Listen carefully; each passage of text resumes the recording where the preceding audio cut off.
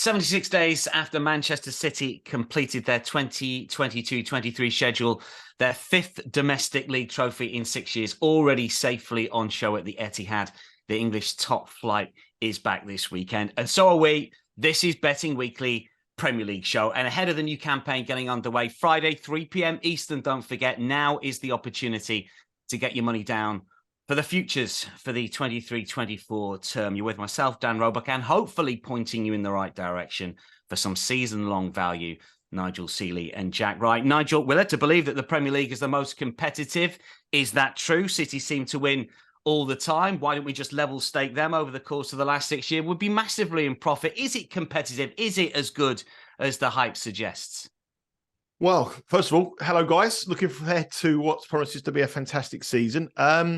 Manchester City have changed the complex of the whole of the Premier League and the betting in England. I mean, what they've done over the last 6 years is phenomenal. We used to have favourites that win it, but we're never the consistency. And you've got to go back to Manchester United in the 90s and probably Liverpool in the early 80s when really sports betting didn't really exist over here in this country. So, yes, I mean, you can say it's not competitive because their squad is so good. But when you look at the Premier League, it's, you say that Man City are the best team, but you look at the team that makes you the most profit if you level stakes, that would be Crystal Palace over the last 4 or 5 years because they've beaten Manchester City twice at like 33-1. So, yes, it is competitive. You do get shock results, especially at the early part of the season. You do get shock wins. You do get teams that don't perform, like Chelsea didn't perform last year. Liverpool didn't perform last year. There will be one of the big teams that don't perform this year. So you do get more shocks where teams can beat big name team opponents. But what Manchester City did last year, and better than any other team I've seen in the Premier League history, even when Manchester, is they just put their foot down at the gas in the second part of the season and they just went on. That's where their squad is so good. And that's where the game has changed massively. That's why they're better than everyone else. Every other team has gone out and splashed the cash to try to compete with them, but they've still got to splash it again and splash it again and splash it again to even just stay on the coattails of this side. They are the best team in the Premier League. We could all sit here and say Man City will win. I mean, if someone took my 2 children hostage and said to me, listen, you need a winner of the Premier League. First of all, I'd say, listen, I'm not going to have a bet this year. You can keep them. You go, Luke. And if I was, I'd have to say Manchester City. But we're not going to put down money at minus 125. It's a lot of money to tie up for a long period of time. So, yes, Man City are the team to beat. Yes, they probably will win the Premier League this title. Am I betting them? The answer to that question is no. Jack, is there value at this stage of the season? You look at some markets and the money lines on the match markets at this stage of the season can fluctuate an awful lot, and even some of the outrights, the futures for certain leagues.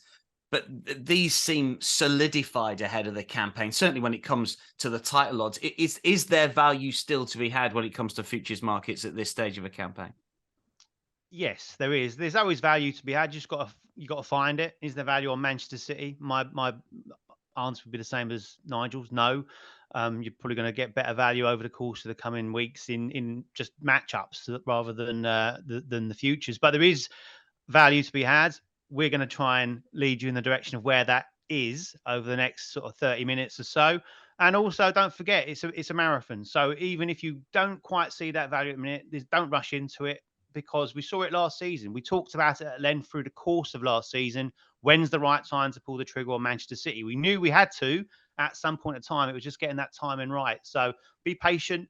Don't rush in. Keep your powder dry. There's always opportunities. And if it does slip by, don't worry. There'll be another one. But like I said, we saw it last season with Manchester City. They got off to a great start. But as long as we've got some competition there, that price is going to become a little bit more appealing. So, yeah, bear with us. City minus 125, Arsenal plus 500, Liverpool plus 800, United plus 1100, Chelsea plus 1600, Newcastle plus 1800. Do we go any further? Spurs plus 5,000. Just want to get your thoughts on the major players here. We've touched significantly on City. I mean, look, I think we're all suggesting they're going to get bigger in the autumn. Nigel, you suggested, look, they put the foot to the floor in the spring, which they did. Do you think they're going to go bigger? What price do you want to back them at if they do? Well, we had this conversation at the end of last season because I had conversations on the podcast with Jack, and I had conversations in the pub with you, Dan. I thought Man City would hit a price where they would be tempted, because I just didn't fancy Arsenal going down the stretch. I was proven right on that occasion. There's been many times I've been proven wrong. But I was right on that occasion. They've just got the experience to do it. I mean, they can bring in 2 or 3 players. They can release. I mean, they seem to be a feeder club for the Saudi league at the moment from the players that they can just get rid of them and not lose any money. You know, they're just selling the same players who have got the best out of them for 4 years and sell them with a profit. I mean, it's amazing what they're doing there in terms of that's acquisition and sales.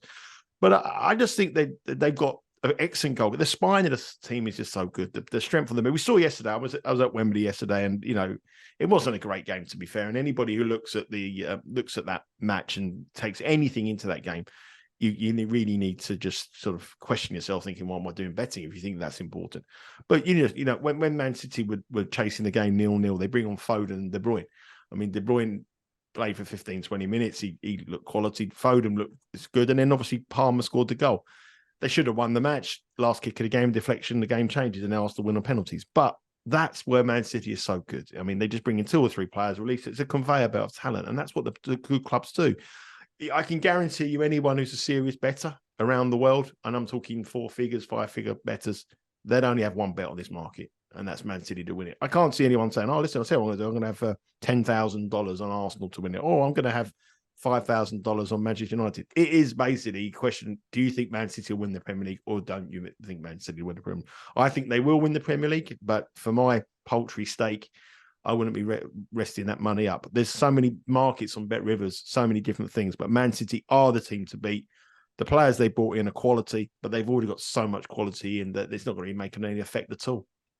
Jack, what do you make of Arsenal's acquisitions? Because they've spent enough money here. I mean, they're plus 500 to win the league. You know, you could stick a 0 or 2 on that last season. I mean, they were a massive price last year. I mean, Rice, Havertz, Timber, a lot of cash, a lot of expectation now at Emirates Stadium. Yeah, certainly risen. I'd say they obviously look in a lot better shape than they did at this point in time last season when they surprised us all. I think they took advantage of others' inadequacies last season, really, to be fair. Liverpool massively underperformed, Chelsea massively underperformed, a few others did as well. And they took advantage of it. Played well. And yeah, I think they have recruited. You'd say that Rice is an upgrade on Xhaka. Havertz is probably a better fit for Arsenal than he is for Chelsea. Timber's a nice backup option in those defensive areas as well. I still don't think they're going to get as close to Man City as they did last season. As I said, I think they rode the momentum. They've obviously got the Champions League to consider this season as well. They didn't last year. They were in the Europa League, which they kind of binned off when they realised there was a strong chance of them being able to go the distance in the title race. They won't be doing that with the Champions League this season. And I also think they need a trophy in the cabinet because at the end of the day, they got the same amount of trophies last season as Brentford and Brighton. None. So they will need to get a trophy, be it a League Cup, be it an FA Cup. And there's not many trophies to go around, and they're still tough to win because, as we saw last season, Man City like to win all of them. Just one thing on Arsenal. Just one thing on Arsenal before we go down. Just one thing on them.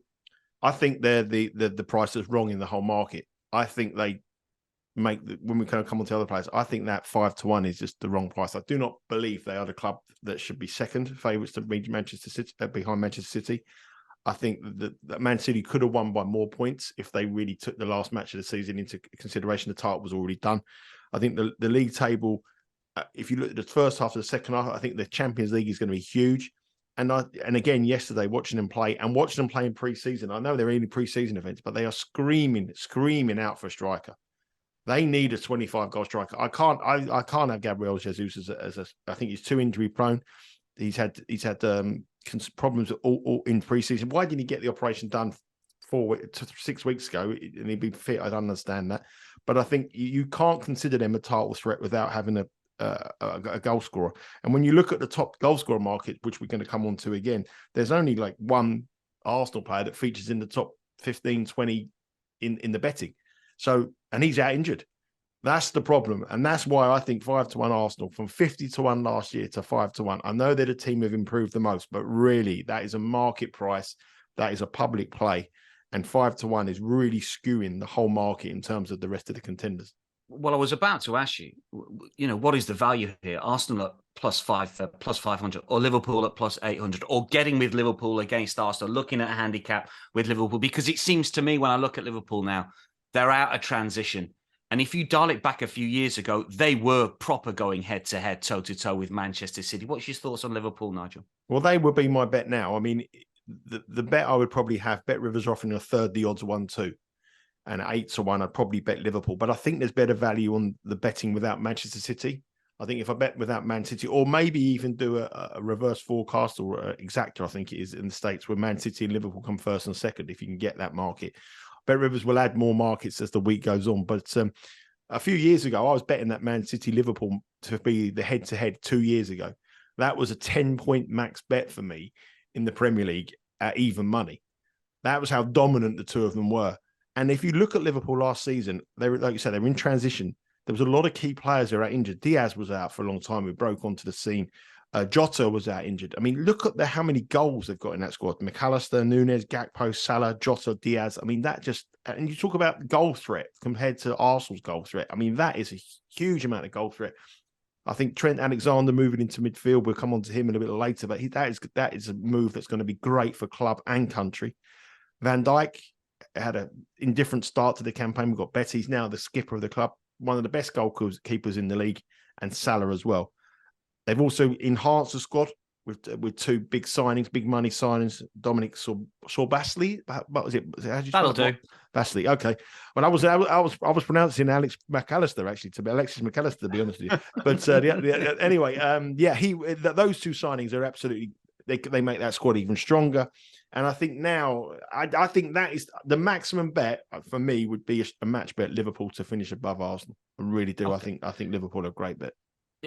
Outside the top three, Jack, we've got United League Cup winners last season. We've got Newcastle in the Champions League this season. We're going to come on top four and thoughts in just a second. But if Nigel, you're suggesting here that the City are winners, Liverpool, if you stretch it a bit of value. Jack, how do you see the title race? Just to sum up with sort of, who you think's going to win in a value play if someone gave you a tenner. That being boring, I'm afraid that we're starting off by agreeing here a little bit too much. I'm sure that will change over the course of probably the next 20 minutes and the season as a whole. But I'm with Liverpool as well. I think they've got so much talent, so much goal threat, and I think there will be goals because defenses look a little bit weak across really where there's issues is in these defenses. So I think Liverpool will exploit that massively with the players that Nigel's now mentioned. They have bounced back before. They obviously won the title 3-4 seasons ago, got 99 points, followed that up with a very poor defense of it with 60-odd points, then went on to get 92 points. So I think Jurgen Klopp's, you saw it last season, he had a burning anger inside him and it just overspilled at the end of the season. He was so frustrated he weren't competing with Man City. He wasn't up there in a title race or winning a trophy after the prior season where obviously they were close to that quadruple. And I think he'll use that and he'll galvanise that for good this season and use that anger, tell his players that we want to be up there challenging this season. And I think they will be. As I say, those players are going to develop, having had a season here, the likes of Gakpo and Nunez, the injuries they had a problem with. And we all talked about the legs that they'd missed in midfield last campaign. They put that right. And we've obviously got the excitement of seeing Trent in that more advanced role, that hybrid role throughout the season. I think it's going to be crucial. So last season they ended, I think if they'd ended it poorly, then you'd say, has the cycle of Jurgen Klopp come to an end? But they ended the season with 11 games unbeaten, 7 wins in that run as well, all strung together, ended the season with 2 draws. So I think that is a nice starting point for them to go, right, we've got our players in now, let's kick on. Massive game, obviously, to kick off the season, which is going to be very, very interesting to see how that one pans out against Chelsea on match day 1. But enough of that later. For me, Liverpool have got the juice. Top 4, if we're saying that City, Arsenal, Liverpool may be a bit of a given, or maybe not, because we've sort of looked at Arsenal in a slightly different light. We dropped down here, Nigel. Only City have been in the top 4 for the last 10 years consistently. Liverpool, Chelsea missed out 3 times. United, Spurs 5, Arsenal 6. Who do you think is more vulnerable here to miss out? We've got United minus 137 to finish top 4. Chelsea plus 163 finish top 4. Newcastle plus 150. Tottenham plus 350. What's your take on the top 4 market and who might be vulnerable to miss out, or who'd you like at a price to maybe get in? Well, I don't think there's anyone at a big price that's going to get into. I mean, top 6 maybe you can get someone in the top 6. Aston Villa would be my pick to probably the top 6 if we're going to look at that. But I think the top 4 is really, really hard to break. It's a party that not many people are invited to, and the top teams are the ones that dominate it. The one team I would probably say that if I was going to oppose one of them, it would be Arsenal. I think. I mean, I know it sounds crazy, but minus 275, I wouldn't be betting Arsenal to finish in the top 4. I think that the signing Havertz is is an unproven player in the Premier League. I think we're not quite sure whether he's going to work or he's not going to work. I think Declan Rice will be superb for morale. I think he's great in terms of getting the best out of the team around spirit. But I'm not sure he's going to work in that system. I think he's going to find it hard to not be the main man at West Ham. He was Mr. West Ham and everything like that. The pressure now at Arsenal's a different pressure. So I think the signings could backfire. I'm not 100% that they're going to be the signings that everybody, they've spent a lot of money, but they're not players that you would turn and say, "Oh, he's going to make a difference." You know, not 100 million on the strikers was 30 goals. So I think Arsenal could be the one that could fall out if there was a bet. And the one I think that they will have a better season. There's no doubt about that. Is Chelsea. I think Chelsea will be strong. I think not because of the signings. I think they needed a striker, which they've got in Kunko. And I think that with the manager, though, I mean, I'm a huge Pochettino fan. I've always thought he should have gone to Manchester United. If he'd gone to Manchester United, I think Harry Kane would be a Manchester United player by now. Every ex-player who I've ever met who's worked with him, or current players I've ever had the luxury of their company, they've all said he's the best coach they've ever worked with. His training methods and what he gets out of the players, they run. If you look at the amount of goals Pochettino's team score late, it's incredible. And Chelsea needed that guidance. They were a club absolutely in turmoil. And I think they've got the right man in the right job at the moment. And I think they'll improve. Whether they're good enough to go in the top four, I don't know. But if I was looking at it now, I think Man City, Liverpool, Manchester United will be there. Arsenal minus 275. I wouldn't bet that. And if I was looking for someone to break in, I'd be Chelsea. Newcastle, I think we'll get a bigger price in the transfer window. And I think in the transfer window, you know, with the link with Saudi, we could see a loan deal with Benzema or something like that coming across, which wouldn't surprise me. And then we might be talking about them. But at plus 150, this is a little bit too early for them. Plus 275 Villa for top 6, incidentally. There's also top 10 betting on the Bet Rivers site. Jack, your thoughts on top 4 here? Who's vulnerable? Who might get in? Is there any sort of value play? I think the top 4 race is actually a really exciting one, or say the 4th place. For me personally, I've got Arsenal finishing 3rd. So I've got the other big names around there, all battling for that 4th spot. I think Man United were slightly ahead of project last season, probably 6 months or so. So possibly Ten Hag seems a little bit discontented with their pre-season. Obviously brought a new sign in as well. How does that dovetail with the likes of Rashford? So yeah, it'd be interesting to see how they get on. Casemiro has been a big player for them.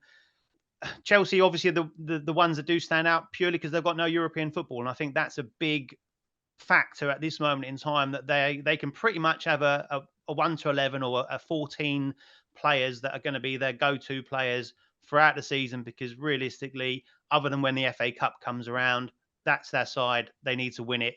And I can see, obviously, they're going to have a much better season than last season, where they got the lowest points total since the 80s and 100 years since they scored fewer goals. So, Pochettino's got a low bar to beat, but obviously they're not going to accept just an improvement. They are going to want to be up there challenging to break into that. So they would be the ones that you'd look at and suggest. So I think Newcastle will be a stretch too far for them to repeat last season, because I think they were the biggest benefactors of the fact that Liverpool, Chelsea fell away, and they've got European Champions League football to consider.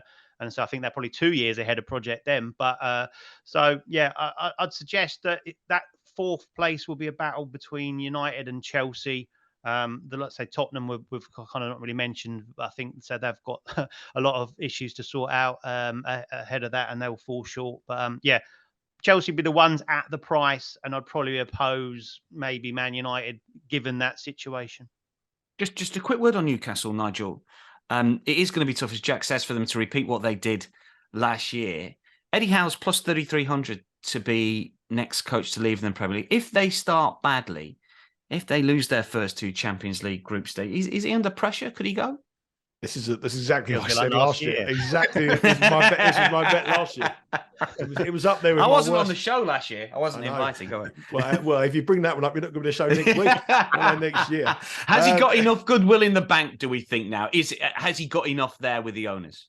I think so. I mean, I don't think they're going to get rid of him straight away, but I think by Christmas, if they're not looking at the Champions League, they may be under pressure. I don't think he'd be the first one. I think there's clubs with real problems with managers. I mean, West Ham, Wolves.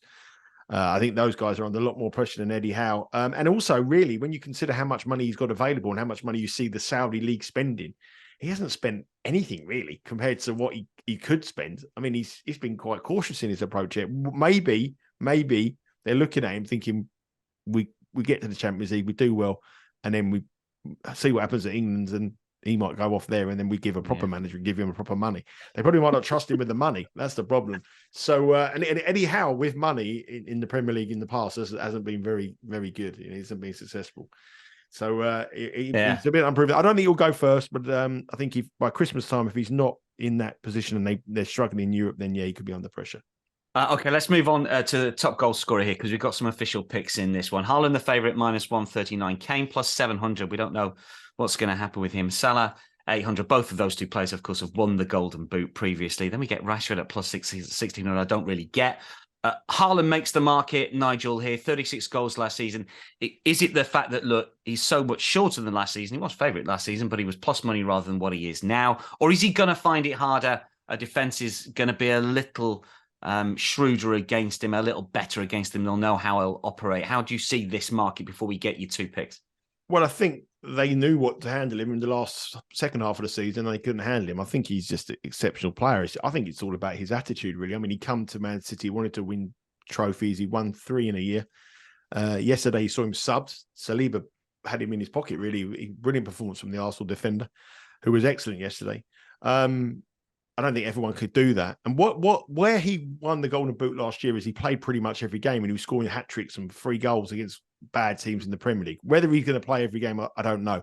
And also, I would suggest that if you see him, he's all excitement. He's like, Noel Gallagher has done a brilliant interview about him, and he's after the Champions League semi-final. He says he's running around in his pants like a 5-year-old kid in the dressing room. He's so excitable. Whether he can keep maintain that excitement and that, well, I'm here now, I'm on to prove that, because it's very hard. It's great when you're winning, it's great when you're scoring goals. When suddenly you've won everything, it's very hard to keep them in. Only certain sports stars can keep that going. You look at the legends like the tennisman Novak Djokovic as well, they keep that going, but a lot of players just have a dip. So I think at minus, and also he got very lucky with injuries last year. -139. He was 6 clear of Harry Kane, who had his best ever season and still couldn't catch him. So I think this is different. I mean, obviously, Alvarez will play a few more matches, I think, as well, because obviously the World Cup winner, I think he'll get a run out in certain games. But I don't think he'll play as regularly as he did last season. I think they'll protect him a little bit more. And that added the defenders, if they can cope with him, yes, they can. He'll obviously be on penalties because Mahrez is gone now. So he scored 7 penalties last year, which helped his cause. Man City will get a lot of penalties, and he'll be on the penalties, which helps him. But I at -139, I think there's a lot of things to oppose him with. I don't think he'll have the same season of excitement, first year in the Premier League, and also the fact I think he will be rested, and there is a doubt that he could get injured. I didn't notice yesterday. I don't know if you did know. He's a big lad anyway, isn't he? He's a big lad. His condition didn't look great yesterday to me. His movement didn't look as good as it has been. I know it's the first day of the season. It takes. He barely touches the ball in games. That's the problem. No, but he's running off the ball. It's much more dynamic. He wasn't. I just looked at him yesterday, and I thought he was carrying a little bit of pounds extra. I know first day of the season to come back, but he's a young lad. He's won the treble. He's been back to his homeland. He's probably had a good summer, and I'm not so sure whether he had the same season. I think he's a worthy favourite, but at -139, that's way too high odds for me to get involved. Incidentally, Saliba, Arsenal's win percentage last season, when he plays, 69%. When he doesn't, 59%. He did play well against Haaland yesterday. Harry Simeon was we got rid of him for all these Arsenal stats. So you're supposed to be impartial. Right? You brought him. You brought him up, not me. You didn't have to take the bait. You brought him up, not me. We've got 2 picks from Nigel, which we'll get in a sec. I promise you. Jack, just run the roll over your thoughts on the Golden Boot. Yeah, again, you can't be taking Haaland at that price. If he stays fit, yeah, he's probably going to win it. But you get in tying your money up over that course of the season, not for me. If you think he's going to be injured, which he has been in past seasons, then possibly go in for Alvarez, because he's obviously going to be his direct replacement. You're getting big odds there, plus 4,000. Ollie Watkins at a price, because he was on fire under Unai Emery once he came in last season. If you're looking at big outsiders, but I'll leave it to Nigel, because the guy that he's got lined up here is the one that I'd be putting up against Haaland. Yeah, I like these two. You've got two picks for us, Nigel. Come on, the stage is yours. Who do you like for the Golden Boot? Yeah, the first thing I've got to say is that Bet Rivers aren't offering any each way market in this, and that's quite a disappointment for me because I wanted to bet someone to come into the first three. So this is only a win only market at Bet Rivers because of the low odds on Haaland. Traditionally, you need someone who takes penalties, but and someone who's got a chance of winning the Premier League title. They're the two things you need to look for. Last year, Haaland got 7 penalties, Harry Kane got 5. Salah got 2. Rashford was the highest scoring player in the Premier League without scoring a penalty. My first pick is someone who doesn't take penalties, and that's Darwin Núñez. He scored 9 goals for Liverpool last season, 29 appearances. He's only 24 years of age. You've got to remember, people seem to forget that. I mean, he's come with a big money move. It didn't work out, but as the season went on, he was getting better and better and better. And the one thing this guy does, he creates a hatful of chances. He doesn't put them away as prolific as everybody else. And he did it last year in a Liverpool side that really struggled. This time around, I think he's going to be the main man for Liverpool. There is also talk that Salah could go to the Saudi League, which is always in the back burner. I mean, he could go in the transfer window. If he does go, which I think it's inevitable, he will go maybe at the end of the season or maybe halfway through the season. Darwin Núñez will be the main man for Liverpool. I think with Diaz now back in the side, Jota back in the side, creating those chances, I think he'll have a massive season, and he goes on to my Liverpool theme. And the other one I like is Nkunku from Chelsea. I know he got injured in the pre-season, but Darwin Núñez, by the way, is 18-1. Nkunku is 28-1. Again, I think Chelsea will have a brilliant season, and he is going to be their main goal for it. You know, he's going to be the main man at Chelsea this season. In pre-season, he looked really good. His record in the Bundesliga, he was a top goal scorer in the Bundesliga last year. Prior to that, he was only 2 goals behind Haaland in the Bundesliga. I think Haaland got 22 goals and he got 20 or 24 and 22. I can't remember. But he's only 2 goals behind Haaland. I think he's going to take to the Premier League well. I think Chelsea will be 100% better than what they were last year. And I think Pochettino will build a side around him. And I think with the talent they've got, pulling the assists, I think Nkunku will get a lot of goals. And I know he's got this injury doubt for the first match, but if you're going to miss a match, Liverpool's not the worst match. If you were playing at home to Luton, then I'll be concerned. But Liverpool is not a bad match to miss. So I'm going to go for Nkunku at 28-1, and I'm going to go for Darwin Núñez at 18-1 as sort of some nice price bets to oppose Haaland. But if Bet Rivers do offer any each way betting and Haaland and Harry Kane stays, Harry Kane's the best each way bet of all time at 7-1 to finish in the top 3 or top 4. But at the moment, they're my 2 people to oppose Haaland with. Couple of things on Núñez, because Núñez was going to be the one that, if it was an each way market, would certainly was on my radar. His season with Benfica was very similar to that he saw at Liverpool, where they picked him up from Almeria in Segunda in Spain, where he'd scored 16 goals. He then scored 6 in 29 for Benfica in his first season after they signed him for nearly $40 million. And then he got 26 and 28 for the season. That obviously piqued their attention, obviously come over to Liverpool. The other thing for anyone also just to bear in mind is that Salah, there was rumours today about Saudi, but also he's got the AFCON Cup of Nations coming up as well around Christmas time, which will mean he'll be out of the side for a bit, which Núñez will take advantage of. And also, if you're a Salah fan, want to back him, bear that in mind if you're going to put some money on him, because he might not be playing as many as you think. Those are the goals getters. What about the goal creators? Because you've agreed here when it comes to the top assist player, or the player to get the most assists in the Premier League this season. De Bruyne makes the market at plus 175, but you're both sweet on Trent Alexander-Arnold at plus 650. Bruno Fernandes is plus 800. And then it's plus 1,200 Saka and bigger. Jack, I'll let you kick off with this one. Why is Trent the play at plus 650? I think De Bruyne, obvious contender, too short or too long in the market. And also, we are starting to see him pick up a few injuries. And I think Pep will try and manage his time a little bit. And this new role for Trent, that hybrid role, suits him down to the ground. We've seen it and we've said it over the years that he looks like that would suit him. And he showed it last season, played there. Last 10 games for Liverpool, he managed to rack up 7 assists, which is phenomenal. 6 games involved where he created at least 1 assist in those last 10 games. So carries that on, absolutely fantastic. And he said he's got so many targets up front that he can pick out. He's obviously gone on free kicks, he's on corners, but he's got Salah, he's got Jota, he's got Núñez, we talked about, Diaz as well. Plus those midfield players like McAllister that we'll be looking to pick out. So we expect a much better season from Liverpool. We expect him in that role where he's going to be well advanced. And I just think he's going to be racking up well into double figures as far as assists is concerned. which will put him well up there at quite a nice price. Nigel, your pick as well, Trent Alexander-Arnold at plus 650? Yeah, I think he moving into that advanced position is a game changer for Liverpool and for England. And he played in that advanced role for England the last 2 internationals, scored 2 goals and got 4 assists for England. 7 assists, like Jack said, in the last 10 games or whatever it was now for a dozen games for his club. And I think he's the man to beat.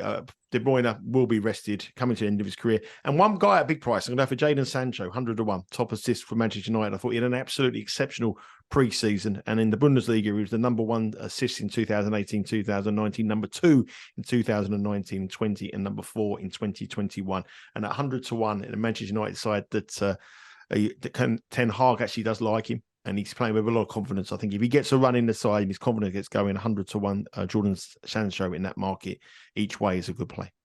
Yeah, 41 assists last 3 seasons in Germany. Not done it in England just yet, but he's a quality performer. Relegation markets for you here. Luton, massive favourites here, minus 305. Sheffield United, minus 155. You look to be in trouble as well. Bournemouth, plus 200. Burnley, plus 225 to go down.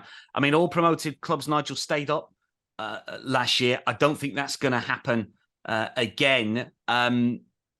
Who do you think is the best of the promoted teams to retain their Premier League status before we get your pick? Because I know your pick's a little bit bigger. What's your thoughts on those promoted teams? Well, as we stand now, I think Burnley are the best promoted sides, and it's reflected in the odds. Mainly, purely and simply, really because of the manager. I think Kompany's a fantastic manager, but obviously, I know he signed a contract. But if a club comes calling for him in the transfer when he could go, and then suddenly everything changes in that, if a team at the bottom of the table struggling for some form, Kompany will be linked with a job. So that is a change.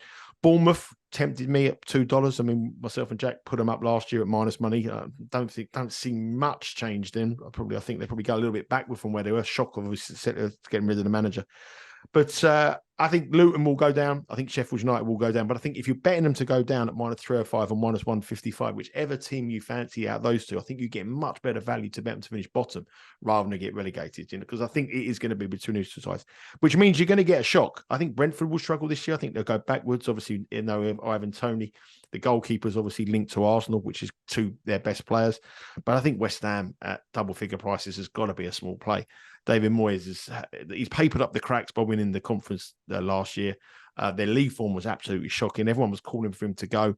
They're the only team in the Premier League who haven't bought a new player, despite having £110 million by selling their best player. Shows you what the West Ham board is like. That is going to cause absolute carnage with the West Ham fans. The memories of Prague will be long gone on the first day of the season. Mr. Gold has got, no, Mr. Gold, Mr. Sullivan has £110 million worth of Cockney's money in his bank and he's not spending it. Well, that is not going to go down well, I can assure you, in the East End of London. And I think at 11 to 1, they're a club really struggling. There's more players linking, moving away from the club. They haven't got a goal scorer. They've sold their best player. Manager's a heavy favourite to be gone. And no new players in. So I think West Ham at 11 is 10 to 1 is 11 to 1 is a big price. Best price in the world days with Bet Rivers. Yeah, value play, plus 1100 West Ham to go down. Jack, you've got an interesting one for us when it comes to the relegation market as well. Who'd you like to go down? Friend of the show, Wolves for me. So this could be the last season for the famous 0-0 for a while. But I just think they've been in decay for the last 2-3 seasons. Gone from the days where they were up there challenging, looking to break into that top 6, possibly under Nuno, with some good players out there, and they were a solid side. They then reverted to the fact they just tried to defend their way to success, and they've now got rid of some brilliant players, their best players. Neves is gone. They've got rid of Collins as well, who I think was a great centre half. And they brought in not a lot, really. Well, they brought in Cunha for $55 million, 2 goals for a striker in 17 appearances last season. What's he going to do this season? Where's the creativity coming from? Matt Doherty's come back, having failed at Spurs and at Atletico Madrid on a free transfer. But I say those exits, Neves, Collins, even Connor Cody, for his, not necessarily his abilities on the pitch, but in the dressing room and on the training pitch. Jimenez has gone as well, although he obviously hasn't been the player since that terrible injury. Moutinho, so a lot of experience and the better quality in that side are gone. And obviously the main man that kept him up last season, Lopetegui, looks like he's days away from walking away from what is looks like a downward spiral. So for me, I'm taking them on as the better value pick as opposed to someone like Luton, Sheffield United, etc. Plus 325 Wolves to go down, Lopetegui, plus 150 First Coach to go West Ham, plus 1100 as Nigel was pointing out. Just before we wrap up, best bet of the ones that we've talked about over the course of the last 35 minutes or so. Nigel, what's your best futures bet for the Premier League season? Well, my best futures bet is actually linked to what we've got here. It's Bet Rivers got a special. It's Trent Alexander-Arnold to have more than 10.5 assists at minus 110. It sort of links into our bet, but we can't really nap something up at sort of 6.5 to 1 or 7 to 1. So I'm going to go for Trent Alexander to have more than 10.5 assists on the Premier League season at minus 110. He's got 11 assists for club and country in his last 12 matches, and that will cash already for the season if you do that. Also, he's 33 to 1. I've seen to win the PFA Player of the Year, which I really like. Jack, your best bet? Well, it was going to be Trent, but I better go for something different. No, he doesn't. No, stay with it. It's good. It's good when we agree. It makes it double strong. Yeah, I like it. Oh, okay. Double strong. We'll go double strong, and then Trent's my pick. Like, I think that's an outstanding price. We're hopeful for a good season for Liverpool and Trent Alexander-Arnold by the looks of things. Nigel, Jack, thanks for your company. Look forward to seeing you throughout the season. Every Thursday, of course, week by week picks. We've got 34 weekends. We've got 3 midweek rounds. We've got a public holiday match round as well. For now, that wraps up the Futures show. We're going to be back later this week with a rundown of the best bets from week 1 of the new season. And make sure you stay across all of the Bet Rivers content via @BecauseWeWin. From all of us, it's bye for now.